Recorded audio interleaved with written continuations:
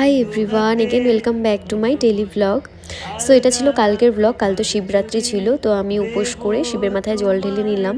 এরপর সন্ধ্যেবেলা একটু রেডি হয়ে বেরিয়েছিলাম। আর এর আগের ভ্লগে যে তোমাদেরকে দেখিয়েছিলাম এই শিব ঠাকুরের মূর্তিটা বানানো হচ্ছিল, এটা কমপ্লিটও হয়ে গেছে। আর দেখো কত সুন্দর লাগছিল দেখতে।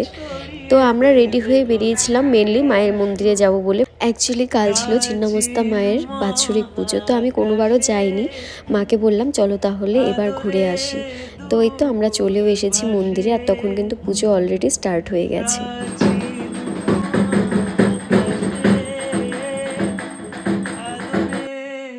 পুজোর পর এখানে তো বলি হয়, তো ওই টাইমটা আমি ওখানে থাকতে পারিনি, কারণ আমার ভীষণ ভয় লাগে এই জিনিসটা দেখলে। তো যাই হোক, আমি ওই টাইমটুকুর জন্য আমি উঠে মহাদেবের মন্দিরে চলে গেছিলাম। আর এই মহাদেবের মন্দিরটা তো আমি অন্যান্য ভ্লগেও তোমাদেরকে দেখিয়েছি। তো অনেকক্ষণ ওখানে বসেছিলাম, তারপর আমি আবার এসে এখানে বসলাম। তখন এখানে যজ্ঞ হচ্ছিল।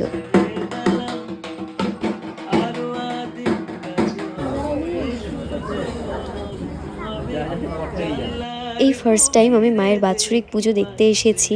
আর সত্যি বলতে না আসলে জানতেই পারতাম না যে এত সুন্দর করে মায়ের পুজোটা হয়। ভীষণ ভালো লাগছিল যতটা টাইম ওখানে ছিলাম, মানে আলাদাই যেন একটা শান্তি লাগছিল ভেতর থেকে। এরপর যজ্ঞ কমপ্লিট হয়ে যাওয়ার পর আমরা অঞ্জলি দিয়ে নিলাম। তারপর তো পুজো কমপ্লিট হয়ে গেছে, শেষ হতে হতে প্রায় 12টা বেজে গেছিলো। তারপর তো এখানে প্রসাদ বিতরণ হচ্ছিল, তো আমরা ওখান থেকে খিচুড়ি প্রসাদ নিয়েছিলাম।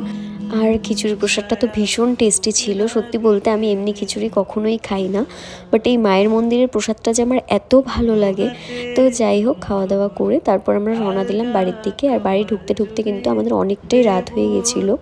আমরা যখন বাড়িতে এসে পৌঁছলাম তখন ওই প্রায় 12:30টার মতো বেজে গেছে। তো এরপর আমি চেঞ্জ করে নিলাম আর চলে এসেছিলাম ফ্রেশ হতে। যতই রাত হোক না কেন, এই নাইট স্কিন কেয়ারটা কিন্তু কখনোই স্কিপ করা যায় না। তো প্রথমে আমি ফেসটাকে ওয়াইপস দিয়ে ক্লিন করে নিলাম। আমি যতটুকুই মুখে মেকআপ করেছিলাম সেটা তুলে নিলাম। মেকআপ তো সেরকম কিছুই না, জাস্ট একটু সিসি ক্রিম দিয়ে গেছিলাম। আর ঠাকুরের টিকাটা তুলতে আমার একদম ইচ্ছে করছিল না, কিন্তু কিছু করার নেই, ওভাবে রাখলে আরও লেপটে যাবে, যেহেতু আমি মুখটা ধোবো। এরপর আমি ফেসটাকে ক্লিন করে নিলাম, তারপর ফেস ওয়াশ করে নিয়েছিলাম। এরপর একটা টোনার ইউজ করলাম, আর তারপর আমি একটা ময়শ্চারাইজার দিয়ে নিলাম। আর ক্রিম দিতে দিতে আমি মার সাথে কিছু একটা কথা নিয়ে গল্প করছিলাম, আর তার সাথে হাসাহাসি করছিলাম।